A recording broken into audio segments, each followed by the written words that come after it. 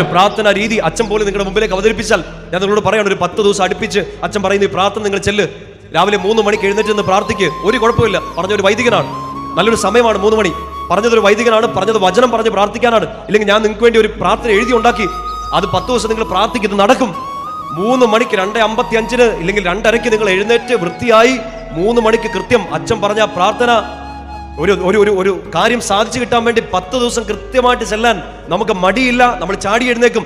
എന്നാൽ നമ്മുടെ ഇടവക ദേവാലയത്തിൽ 7 മണിക്ക് അർപ്പിക്കുന്ന ഒരു പരിശുദ്ധ ബലിക്ക് പോകാൻ നമുക്ക് പറ്റുന്നുമില്ല, ചെല്ലുന്നില്ല. ചെന്നാലും താമസിച്ചാണ് ചെല്ലുന്നെങ്കിൽ there is something wrong with your spirituality.